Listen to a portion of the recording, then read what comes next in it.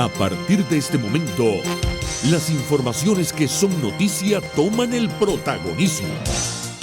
Comienza Informe RCR.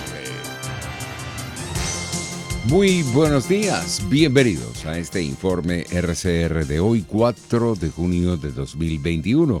Como siempre, estamos trabajando a nombre de Jaime Nestares en la dirección general de la estación. Willy Zarcaya está en la gerencia de producción. Marilia García en la coordinación de redacción, Génesis Rodríguez en la producción y en la dirección técnica César Arteaga. Comenzamos este compacto informativo destacando que el gobierno de Estados Unidos anunció que donará 6 millones de dosis de vacunas anti-COVID a países de América Latina y el Caribe. Entre ellos están Brasil, Argentina, Colombia, Costa Rica, Perú, Ecuador, Paraguay, Bolivia, Guatemala, El Salvador, Honduras, Panamá, Haití y otros países de la Comunidad del Caribe, CARICOM, así como República Dominicana. En este sentido, James Story, embajador de Estados Unidos para Venezuela, explicó que la falta de transparencia del régimen es la razón por la que Venezuela no forma parte de la lista de países que recibirán la donación de vacunas contra el coronavirus. Para Venezuela no quiere decir que jamás o nunca vamos a tener vacunas para Venezuela. Es solamente que en esta primera ronda Venezuela no encuentra en esta lista. ¿Y por qué? Porque carece de una transparencia en este momento de la entrega de las vacunas a las personas que necesitan. Pero obviamente, para todos nosotros en el mundo, hacer la lucha contra la pandemia, hay que luchar contra la pandemia en todo el mundo. Por su parte, Nicolás Maduro cuestionó la decisión del gobierno de los Estados Unidos de no donar vacunas para combatir el COVID-19 a Venezuela. Ante esto, Maduro calificó la decisión de Estados Unidos como odio hacia Venezuela. Nos tienen odio, sentimientos bajos, miserables y desprecio a los venezolanos porque somos rebeldes, somos bolivarianos. Acaba de declarar James Story que el gobierno de Joe Biden va a donar unas vacunas al mundo, pero que a Venezuela no le va a donar vacunas. Nos tienen un odio, sentimientos bajos, miserables.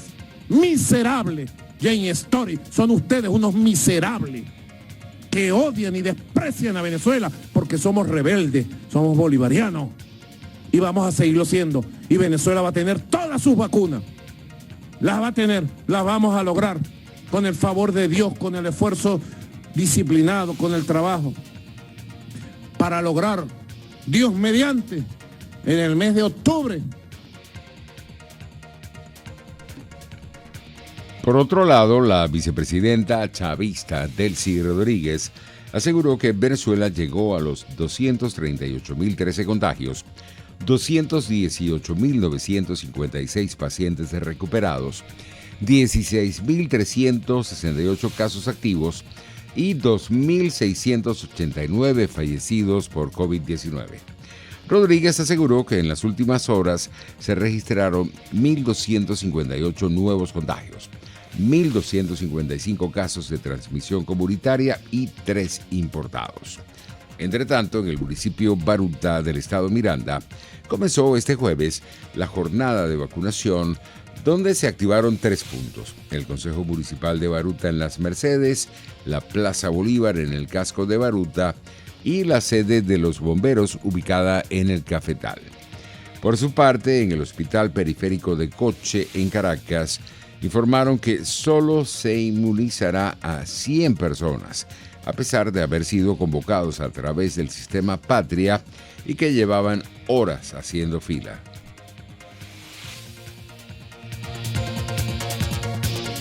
El director del SAIME, Gustavo Vizcaíno, informó este jueves que el proceso de cedulación para adultos iniciará a partir del próximo 14 de junio.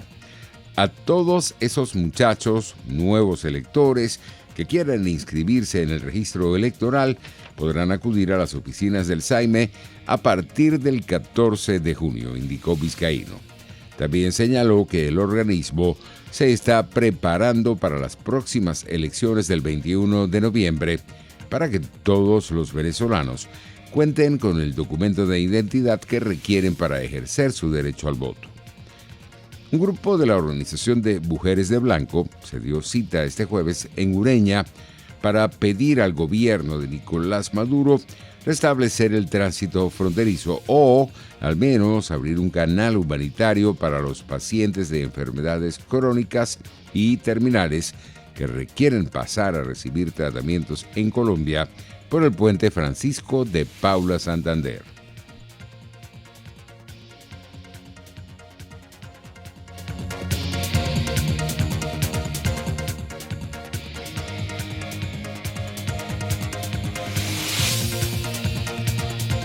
Declarar James Story que el gobierno de salud, yo también tengo problemas de diabetes y tengo que irme a controlar allá, pero las cuestiones de la situación económica no nos da, porque si vamos a pasar a Cúcuta y si no tenemos para pagar las trochas, no podemos pasar.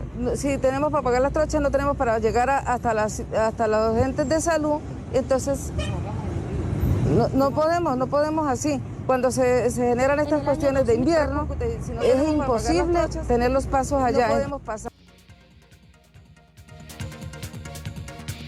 En otras noticias tenemos que el presidente interino de Venezuela, Juan Guaidó, hizo un llamado a la población para protestar por sus derechos y exigir un acuerdo de salvación nacional. Guaidó abogó nuevamente por la unión opositora para hacer frente a la dictadura junto al apoyo de la comunidad internacional. No estamos empezando como si no hubiese pasado. Por el contrario, somos mayoría y tenemos que ejercerla con toda la fuerza que implica el amor por este país. Vayamos a comunicar. Entendamos el escepticismo, pero ahora, ese escepticismo que sentimos, yo también lo he escuchado con otras cosas. No solamente de cara a un posible acuerdo, también lo he escuchado con la protesta. Muchas veces escuché, bueno, ¿de qué sirve la protesta? Yo quiero decirles que es el mecanismo que tienen los ciudadanos y los hombres libres para expresar sus exigencias y para defender a su gente, para proteger a lo suyo, para seguir adelante, para llevar propuestas adelante. Es el mismo escepticismo que puede existir con el voto.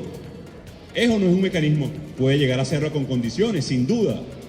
La protesta, el voto, la posibilidad de un acuerdo, la presión internacional, son todas herramientas. ¿Que tenemos que estar naturalmente escépticos? Sí, porque nos enfrentamos a una dictadura. Claro que sí. Pero tenemos que transformar ese escepticismo no en costumbre, no en resignación, no en sumisión, no.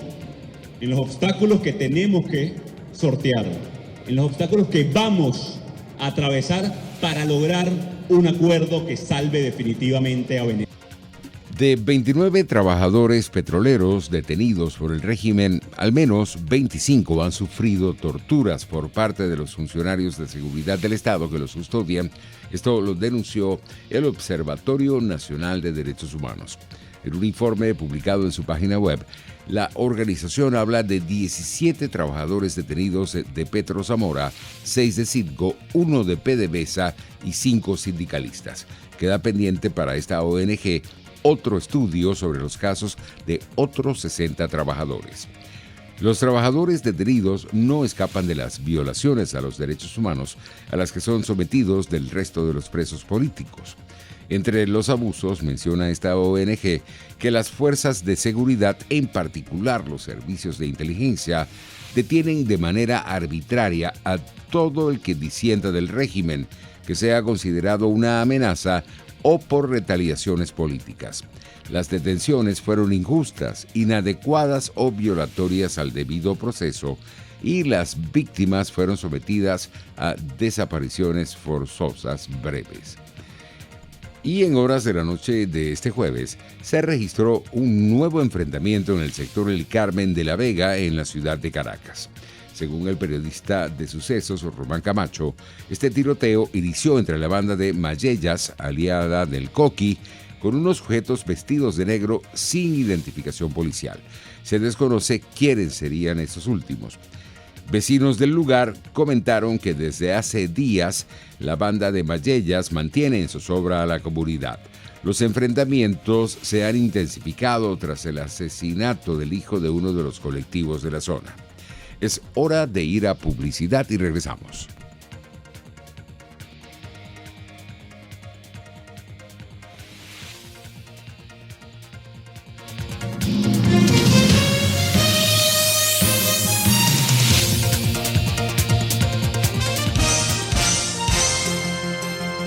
Usted escucha Informe RCR por su 750 AM.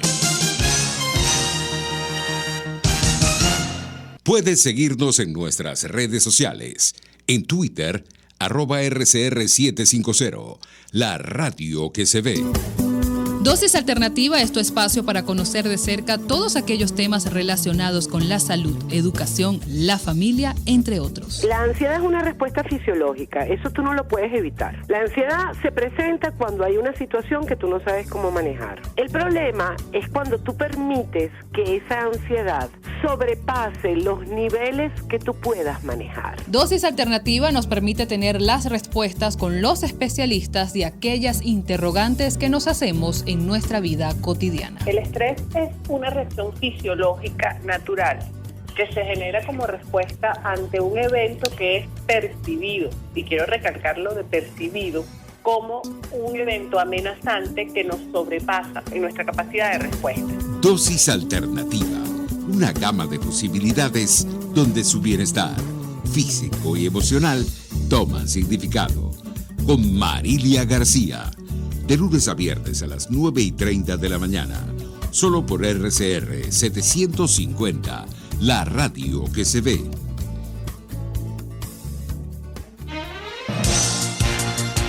Les estamos presentando Informe RCR, el compacto informativo de esta hora, solo por RCR 750 AM.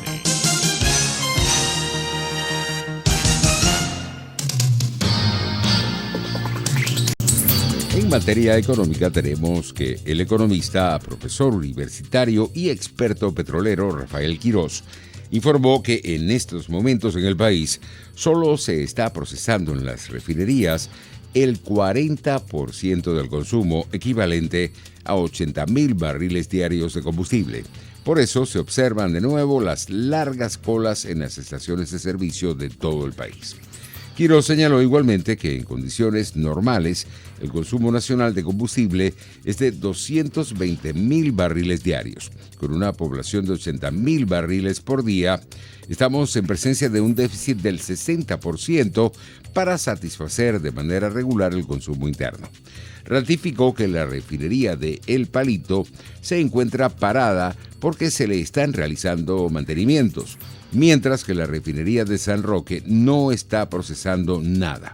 La de Bajo Grande está paralizada desde marzo y las únicas que están produciendo en estos momentos son Punta Cardón y Amoay, señalando que entre ambas procesan 80,000 barriles diarios, que representa solo el 40% del consumo nacional. Pasamos al ámbito internacional.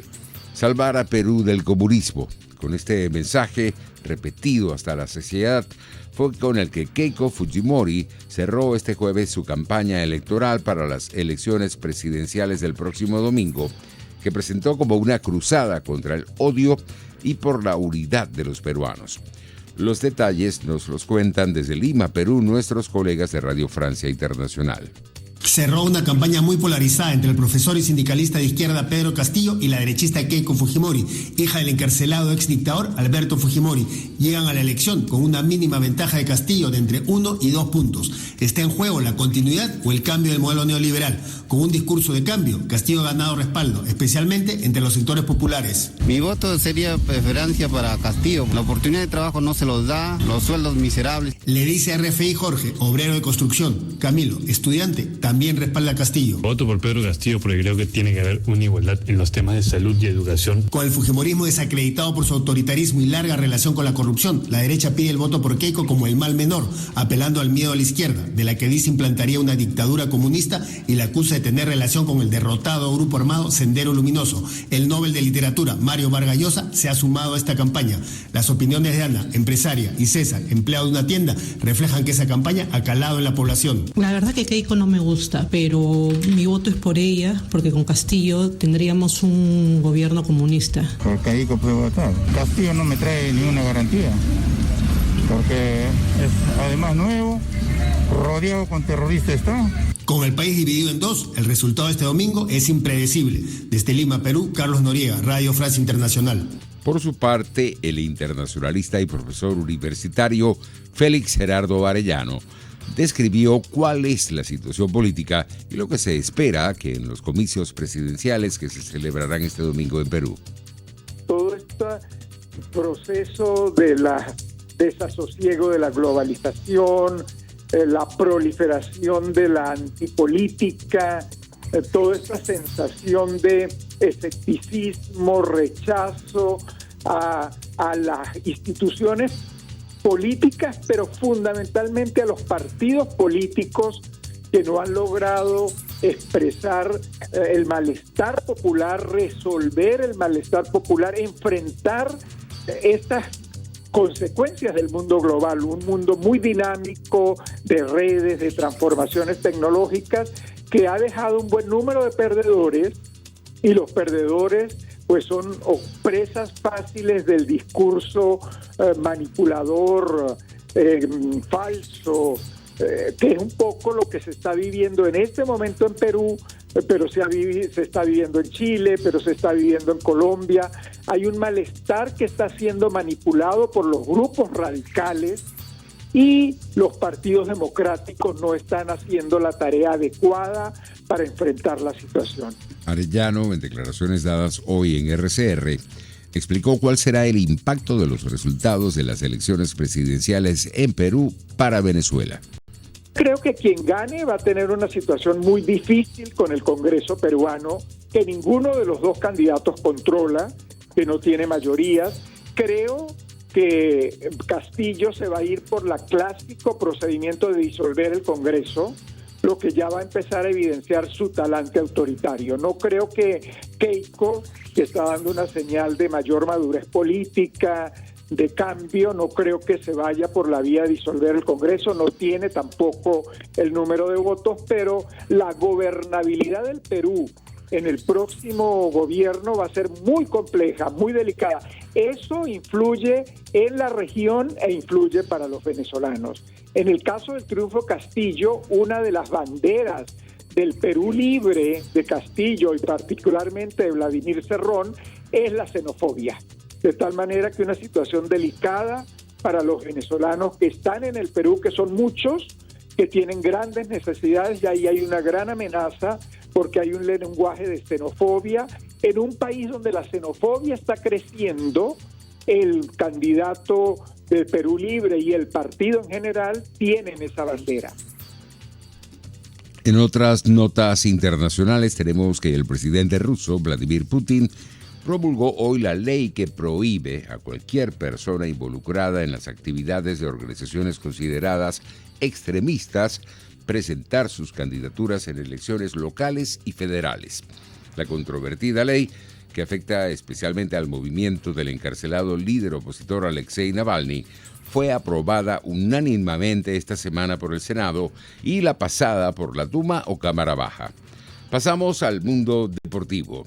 En un partido intenso y complicado, la Vinotinto cae 3-1 con Bolivia en el estadio Hernando Siles de La Paz por la séptima fecha de las eliminatorias mundialistas de Qatar 2022.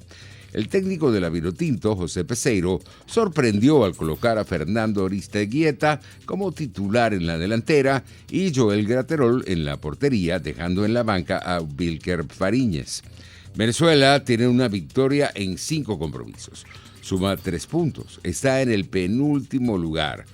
Perú está último con 1 punto, pero con un compromiso menos.